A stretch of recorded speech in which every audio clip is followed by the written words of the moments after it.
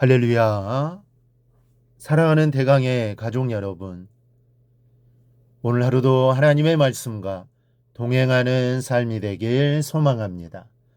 오늘 함께 나눌 하나님의 말씀은 마가복음 14장 46절에서 50절 말씀입니다. 그들이 예수께 손을 대어 잡거늘 곁에 서 있는 자 중에 한 사람이 칼을 빼어 대제사장의 종을 쳐 그 귀를 떨어뜨리니라. 예수께서 무리에게 말씀하여 이르시되 너희가 강도를 잡는 것 같이 검과 몽치를 가지고 나를 잡으러 나왔느냐. 내가 날마다 너희와 함께 성전에 있으면서 가르쳤으되 너희가 나를 잡지 아니하였도다. 그러나 이는 성경을 이루려 함이니라 하시더라. 제자들이 다 예수를 버리고 도망하니라. 아멘. 한동안 세계의 모든 언론 매체 또 방송 매체를 통해 가장 자주 등장했던 말이 테러라는 말입니다. 테러는 자신과 아무런 상관이 없는 사람에게 가해지는 잔인하고 무분별한 폭력을 말합니다. 역사 이래로 사람들이 사는 공간에는 늘 폭력이 있어 왔습니다. 인류의 첫 가정인 아담과 하와의 가정에도 아들 가인과 아벨 사이에 폭력 사건이 발생해 동생은 죽고 형은 방랑하는 자가 되고 말았습니다. 예수님께서 고난을 앞두고 마지막 기도를 끝내신 오늘 본문의 겟세마네에도 폭력 사건이 등장합니다. 우선 권력에 의한 폭력입니다. 그 밤에 대제사장들과 서기관들과 장로들이 보낸 무리가 검과 몽치의 폭력을 가지고 예수님을 에워쌌습니다. 완력과 권력이 합작한 폭력이 예수님을 포위한 것이죠. 그 권력이라는 폭력 안에는 돈을 통한 폭력도 감춰져 있었습니다. 돈을 가지고 사람의 목숨을 노리는 것입니다. 유다는 자기를 불러주시고 택하시고 사랑한 스승을 많지 않은 돈을 받고 팔아넘깁니다.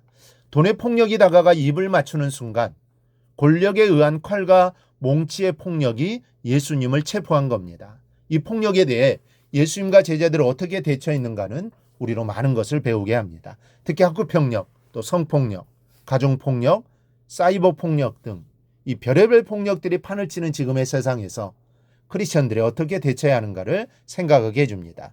먼저 베드로와 제자들은 이런 폭력에 정당방위의 폭력으로 맞섭니다. 베드로와 제자들은 아직 잠이 덜 깬 상태였습니다. 예수의 말씀을 듣고는 이제 기도가 끝나셨나 보다라고 생각하는 그 순간에 갑자기 횃불이 비치더니만 칼이 부딪히는 소리와 사람들의 떠드는 소리가 납니다. 그리고 유다가 선생님께 입을 맞추는 순간 칼과 몽치를 가진 무리가 예수님을 에워쌉니다. 이 깜짝 놀란 베드로는 그날 뭔가 이상하여 가지고 있던 칼을 가지고 예수님을 체포하는 사람을 향해 내리쳤습니다. 그 칼에 대제사장의 종의 귀가 잘려나갔습니다. 베드로가 칼을 뽑아 대제사장의 종 말고의 귀를 자른 행동은 인간적으로 보면 충분히 이해할 수 있습니다. 예수님은 아무 죄도 없으신 분입니다. 그런데 무장한 무리가 한밤중에 몰려와 예수님을 체포하려고 합니다. 사랑하는 스승이 억울하게 끌려가는 모습을 보면서 제자라면 누구나 분노할 수 있습니다. 어쩌면 우리는 베드로를 향해 잘했다, 그 정도는 해야 하지 않겠는가라고 생각할지도 모릅니다. 세상 기준으로 보면 이것은 스승을 지키기 위한 정당방위처럼 보입니다. 즉 정당방위를 위한 폭력입니다. 그런데 제자들에 비해 예수님은 폭력까지도 사랑으로 대항하셨습니다. 마가복음에는 베드로에게 하신 예수님의 말씀이 자세히 기록되어 있지 않습니다. 마태복음입니다. 내 칼을 도로 칼집에 꽂으라. 칼을 가지는 자는 다 칼로 망하느니라. 너는 내가 내 아버지께 구하여 지금 12군단 더 되는 천사를 보내시게 할 수 없는 줄로 아느냐. 내가 만일 그렇게 하면 이런 일이 있으리라는 성경이 어떻게 이루어지겠느냐. 베드로를 책망하신 겁니다. 그런데 예수님은 베드로만 책망하신 것이 아닙니다. 자부론 무리들도 역시 책망하셨습니다. 너희가 강도를 잡는 것 같이 검과 몽치를 가지고 나를 잡으러 나왔느냐. 내가 날마다 너희와 함께 성전에 있으면서 가르쳤으되 너희가 나를 잡지 아니하였도다. 그러나 이는 성경을 이루려 함이니라 하시더라. 지금 예수님은 자신을 잡으러 온 폭력의 세력과 또 그 폭력에 맞서는 정당방위의 폭력 둘 다를 나무라 하셨습니다. 둘 다 옳지 않다고 말씀하신 겁니다.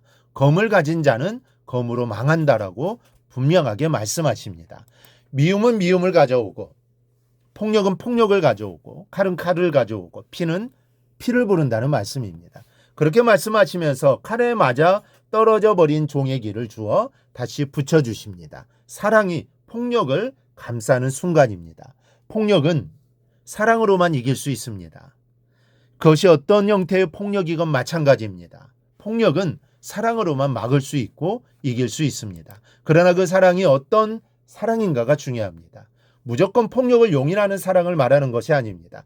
하나님의 뜻을 이루려는 뚜렷한 목적과 기준이 있는 사랑만이 폭력을 무력화시킬 수 있습니다. 그래서 주님은 49절 마지막 부분에서 이렇게 말씀하십니다. 이는 성경을 이루려 함이니라.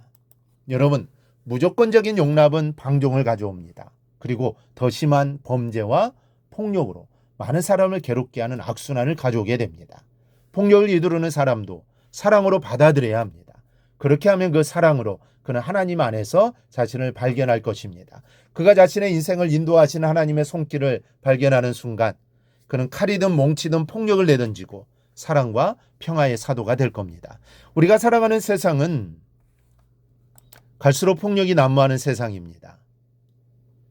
손에 칼을 들지 않아도 말로 상처를 주는 폭력이 있고 미움과 분노, 정죄와 무관심의 폭력이 우리 주변을 가득 채우고 있습니다. 그러나 예수님은 칼을 드신 분이 아니라 사랑을 드신 분이셨습니다. 그러므로 우리도 세상의 폭력에 또 다른 폭력으로 맞서지 말고 사랑의 불화살로 응답하는 여러분이 되기를 바랍니다. 그 시작은 우리의 힘이 아니라 기도의 무릎에서 이루어집니다. 기도하는 사람만이 분노를 사랑으로 이길 수 있고 기도하는 사람만이 미움을 용서로 바꿀 수 있으며 기도하는 사람만이 세상을 닮지 않고 그리스도를 닮아갈 수 있습니다. 오늘 하루도 우리의 기도가 이 땅을 향한 사랑의 불화살이 되기를 바랍니다.